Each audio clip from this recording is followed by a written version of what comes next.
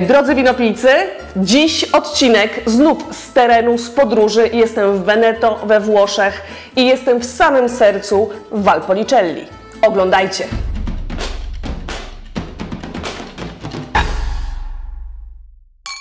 Kochani, na zewnątrz super upał, więc na razie siedzę sobie tutaj u Państwa Meronich.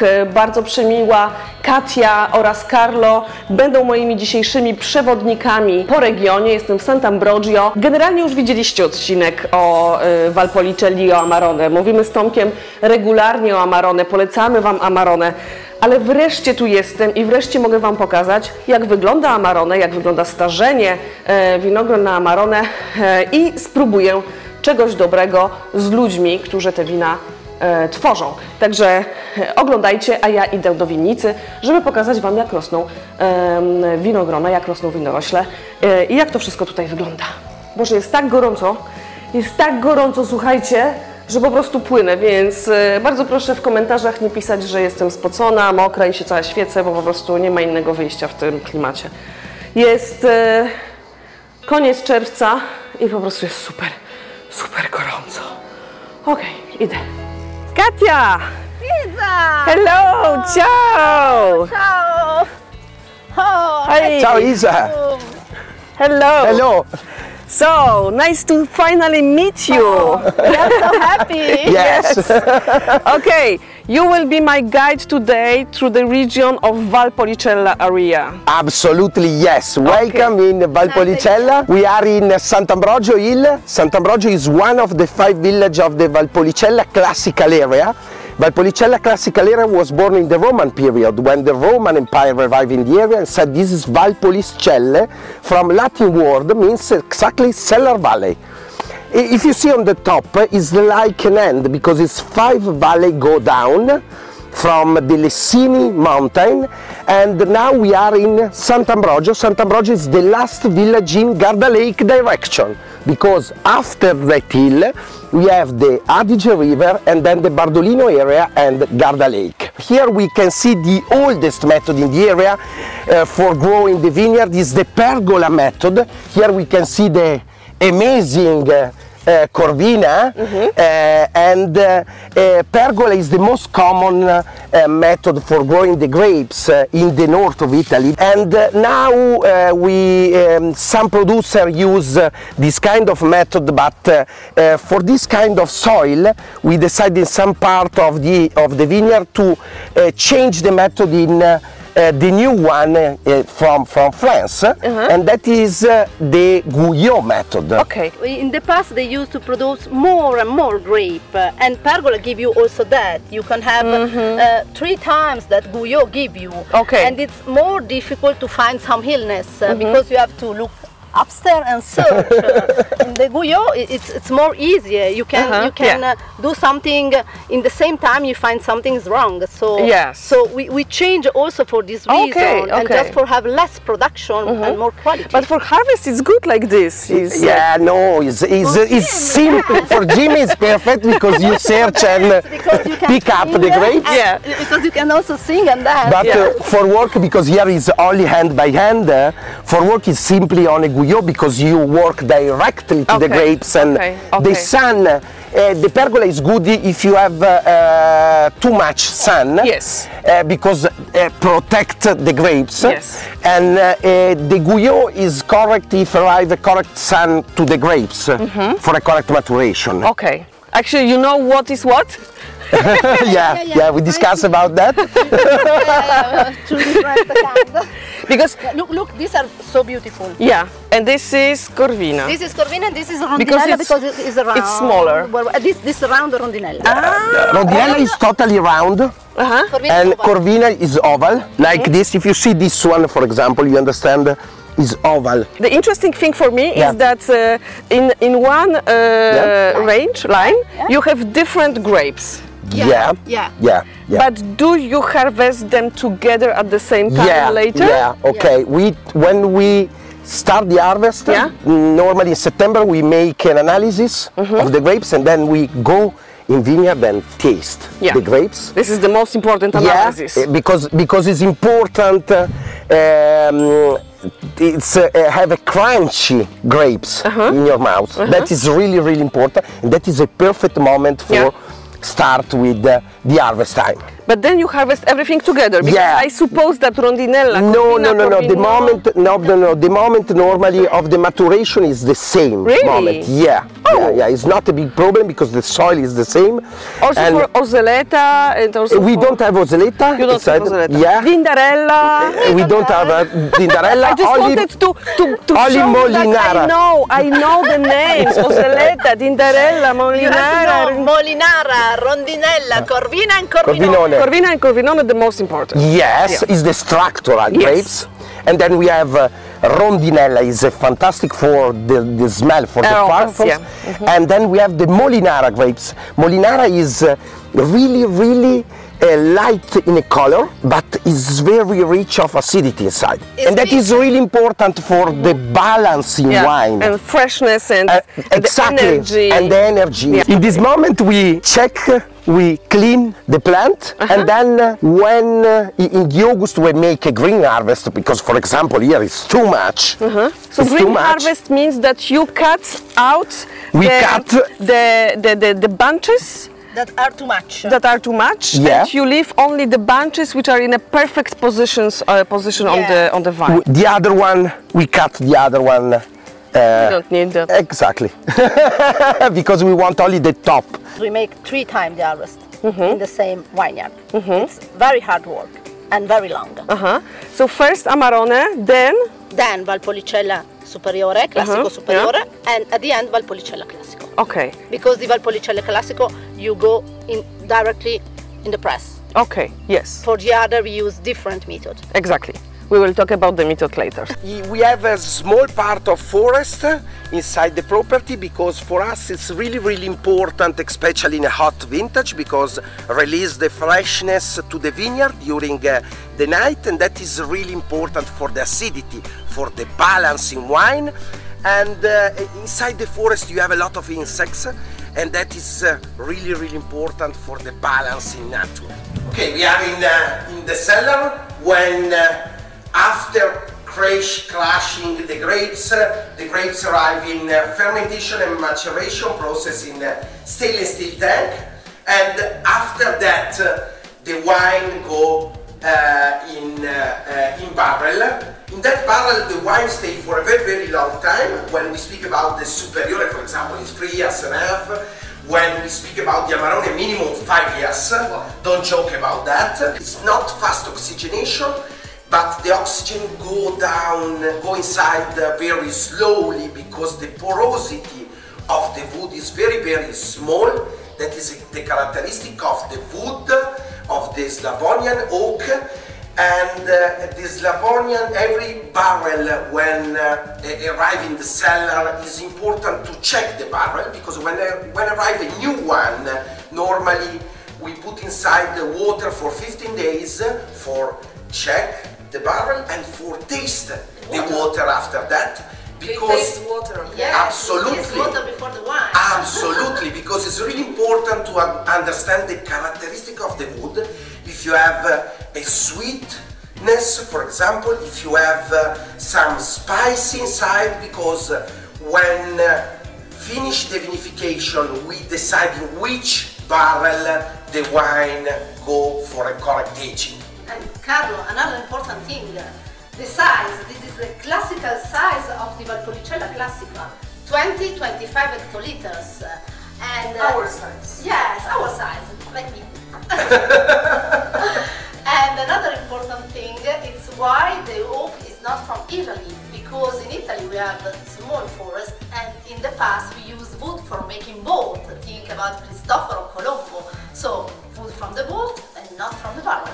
The glass up of the barrel you can see here is for check if the barrel is totally full, because that is really important, because if you have oxygen directed to the wine, is dangerous for the oxidation. Here we can see the 2 different shapes, because in the past the perfect shape for enter inside the door is this kind of barrel, is this kind of shape, and because the cellar building is not a big building like now, but it's a normal room in a house. This is the most important room of the winery. Follow me in the appassimento. After the harvest, we cut the grape and we put in this case, plastic case, and in the second time on the bamboo table you see downstairs. Because Amarone is made of dried grapes. Yes. Absolutely. It's made only with dried grapes, and this is a characteristic of this wine. Harvest in September, natural drying. For historical timing is 110 days. Wow. It's very, very long period. So during the time where other winemakers in other regions are like having vacations. Yeah. Exactly. You already made Valpolicella. You are drying the grapes. Yeah. Then in January we restart to make the fermentation. Exactly. It's so crazy. everybody in Really January crazy. is going for to ski. Yeah. Yeah. And you have the second part of your work Yeah. where you do Absolutely. Amarone. Absolutely. Stay in the cellar. People need to know that why Amarone is so expensive, because Yeah. it is. We Yes. need to tell that, but it's a Absolutely. lot of work. Because if you compare with the other important wine in Italy, Yeah. for example, Yeah. Barolo or Brunello, Yeah. is made with the fresh grapes. Exactly. Here we dry the grapes, we lost a part of the production. How much? We work How in much you lose during the Between dryness? 30-35%. Yeah. I love this color. Yeah, the color is really light because inside we have the Molinara grapes. Do you remember the very light grapes in color? That is the Molinara. This is important for the acidity, and this is the result of that. 30% Corvina, 30% Corvinone, 30% Rondinella, and 10% of Molinara grapes. Okay. And this is the real color of Valpolicella. Valpolicella. Because it's not a dark red, it's a ruby red, a Yeah. ruby light red, Yeah. like this one. Because it's also the taste is fresh, it's fruity, it's like cherry. You find Absolutely. I think that Valpolicella is an everyday wine. Yes. It's a wine you can serve a little bit chilled. It's a Absolutely, wine yes. you don't need to think about pairing because it pairs Yeah. with everything. Yes, it's true. If you are more like a vegetarian, then this is the wine for you as well, because it sure. goes also with different kinds of Yeah. grilled vegetables and different kinds of grains, etc. I love Valpolicella. But it can support also fish, like fat fish, like salmon. Yes, I yes. love with grilled salmon, Yes. chili Valpolicella is my summer. Yes, or if, for example, like a sandwich with gravlax Yes. and Super. dill on the top. Yeah. So this is the simple Valpolicella. This Exactly. is the wine which is with everybody can afford. Everybody Yeah, can afford. yeah. Absolutely. Yes. This is important as well. Yeah. Yeah. And this is the wine which gives you just pleasure, freshness, energy. Absolutely, It's yes. vibrant and yeah. And you can also have like a panino and just a glass of Valpolicella, Yeah. say, okay, or a simple aperitif, Yeah. and it's affordable for all. Yeah. And this is our intention. Just, Yeah. everybody could have a glass. In of Italy with Valpolicella. pasta, for example, with and in simple Poland, sauce. In Poland, a simple, a simple dinner of a student, like a sandwich with Polish kielbasa. Yeah, yeah. Okay. And Wow. the glasses. Yes. So this is the wine everybody from a Polish student to, I don't know, a CEO can afford. Yeah. But then there is Amarone. Yes, it's our Absolutely, Yeah. yes. Our Amarone, the new vintage, today is we taste the 2013. And we this is the released new vintage? Yes, because we release in the next week, and this wine stay 5 years and 3 months exactly in a barrel, And then 1 year in bottle, and now we release in the market. It's quite young because this kind of Amarone arrived at the top after normally 2 years in bottle. When is the best moment for drink the Amarone? It depends what he you answers search. my question without me asking them. Okay. Yes. It depends what you search. If you search the fruity and the Yeah. freshness, you drink when the wine have after 5 years, 6 years in bottle. If you search other sensation like soil, spicy or other, the best moment is after 10, 15 years is not a problem. Yes. But Carlo, should we try this? Yeah, exactly, Please, exactly. Please. Thank you, Carlo. Totally different color. Your Absolutely. Yes, more intensity, more color in a glass. We need a cheers. We need a cheers. We need a cheers with Amarone. Yes. Cheers. It's very, it have a big concentration. Yeah, the alcohol content is quite high, but it's not a problem because I have a fantastic balance from alcohol, acidity, and structure. And structure, and body, and intensity, and density actually. You don't feel the alcohol. Which is actually, how much? 16.5. So very often when we have like blind tasting or when I judge wines, actually we think about balance, because sometimes when yesterday we had a dinner and somebody was immediately looking at the bottle and said to me, oh, you have chosen a wine with 15.5 alcohol, it will be really hard to drink. I said to this person, first taste the wine, then look at the alcohol level. Exactly. Because sometimes there is alcohol but you don't feel it. So the long aging and the medium size barrel we saw before, it give this roundness and this velvet taste to the wine. Velvety, soft, velvety, ripe tannins. Like a little bit sweet tannins are the characteristic of Amarone. And then this aromas of dried fruit and this like Christmas pudding. So with all this spiciness. And licorice, tobacco, almond, a lot of smell and taste. This is for me very often, I think, when I drink Amarone, I think of Christmas, and I think of, all these Christmas flavors you have in the kitchen when you prepare. The fireplace. Very often I think about the fireplace. The big glass. Exactly. So this is really a wine for special occasions, but actually, absolutely yes. When it's younger, I think it can be paired with more dishes. Yes, absolutely. If you drink old Amarone is perfect for a special occasion, but if you drink a young Amarone like this one, make with the traditional method, is simply to pair with baked steak, braised meat, aged cheese, or game meat. Normally with this kind of food, it's really simply to pair because it's very powerful but very elegant in the taste. Let's think for a second about poor vegetarians. And they want to pair Amarone with something.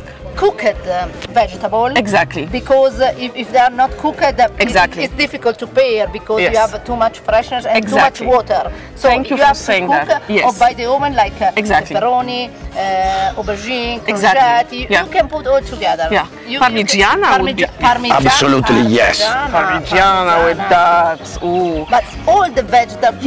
Like also the veggies we have in the autumn, like pumpkin. Yes. Cooked pumpkin, a little bit with curry. It's perfect. It's the perfect match. Pumpkin and chickpeas cooked in the oven with a little bit of Parmigiana over the top. Olive oil. Olive oil and dried herbs. Yes. Okay. Amarone. Grazie Katia and grazie Isa. Mam nadzieję, że poczuliście trochę bliżej Amarone, że wiecie teraz jak to wygląda, zobaczyliście jak wspaniali są tutejsi winiarze. Oczywiście bardziej takie techniczne różnice pomiędzy produkcją Valpolicella Superiore, Amarone i Recioto możecie zobaczyć w naszym odcinku, bo my już zrobiliśmy odcinek o Valpolicelli, także już tam wszystko wyjaśnialiśmy. Bardzo Was proszę o komentarze, łapki w górę, subskrybujcie. Bardzo dziękujemy wszystkim naszym patronom. Naprawdę jesteście absolutnie kochani i wielcy i dzięki Wam możemy nagrywać takie odcinki. Będzie ich więcej, jeżeli będzie więcej patronów. Także bardzo prosimy o wspieranie nas na patronize.pl. Pijcie odpowiedzialnie i do następnego razu. Ciao! Ciao! Kochani, kręcę dla Was takie postscriptum odcinka o Amarone i Valpolicelli. Pokażę Wam dwa moje ulubione miejsca na wino w Weronie. Pierwsze z nich za mną. Osteria La Mandorla, bardzo niewinnie wyglądające miejsce, w którym macie absolutnie fenomenalny wybór win, zarówno takich bardziej tradycyjnych, jak i naturalnych, oraz dla tych, którzy mają już dosyć tutaj czerwonych win Valpolicelli i Amarone, również absolutnie świetny wybór piw, także bardzo polecam. A drugie miejsce, które chciałam Wam koniecznie pokazać, to Bottega Vini. Zaraz pokażę Wam, jak jest w środku, ponieważ najważniejsze jest właśnie wnętrze oraz absolutnie niesamowita piwniczka z winami i największa karta win, jaką w życiu widziałam. Słuchajcie, więc tak wygląda raj każdego winopijcy w tej mikroskopijnej piwniczce jednej z najfajniejszych restauracji w Weronie, jeśli nie we Włoszech, jeśli nie w Europie. Znajdziecie 20 000 butelek i to są najlepsze butelki, jakie znajdziecie na jakiejkolwiek liście win. Czy może być lepiej? Koniecznie tu przyjdźcie.